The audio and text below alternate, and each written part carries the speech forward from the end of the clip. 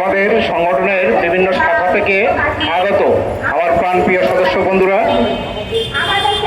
এবং কেন্দ্রীয় কমিটির নেতৃবৃন্দ, সাংবাদিক বন্ধু সকলকেই আমাদের সংগঠন ঢাকা জেলা ট্যাক্সি কার অটো টেম্পো রিক্সা চালক শ্রমিক ইউনিয়ন রেজিনং ঢাকা 180 কেন্দ্রীয় কমিটির পক্ষ থেকে সংগ্রামে শুভেচ্ছা জানাচ্ছি।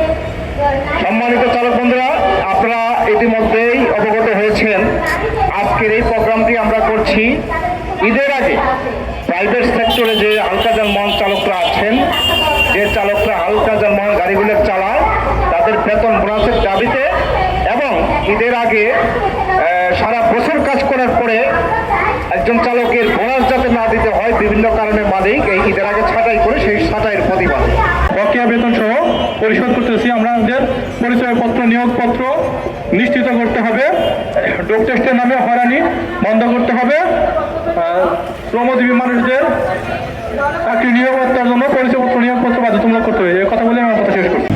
প্রতি বছর আমরা এই জাতীয় প্রেস ক্লাবের সামনে আমরা আমাদের যে দাবি, সে দাবিগুলো নিয়ে এসে দাঁড়াই।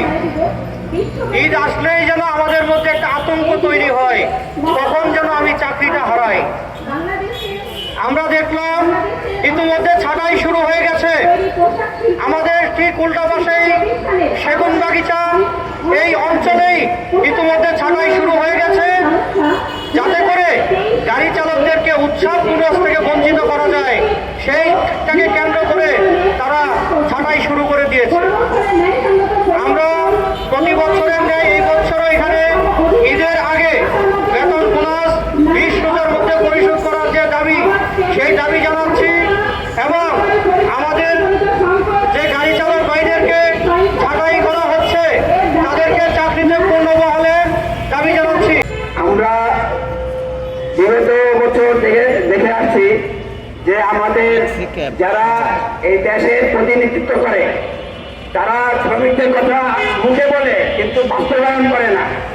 তো আমরা চাচ্ছি যে এই দেশের যারা লুণ্ঠন করে বিদেশে পাচার করে টাকা, অথচ শ্রমিকের কথা মুখে বললে কিন্তু বাস্তবায়ন হয় না। তো আমরা চাই যে 8 ঘন্টার ডিউটির দাবিতে আমরা বিগত বছর ধরে দাবি করে আসছি। 8 ঘন্টার ডিউটির দাবিতে আমরা 30,000 টাকা দাবি করে আসছি। নিয়োগপত্র বাধ্যতামূলক, যেহেতু সরকার ঘোষণা দিচ্ছে নিয়োগপত্র দিতে হবে গাড়ি চালকদের, কিন্তু আমাদের এখনো নিয়োগপত্র দেওয়া হয় না।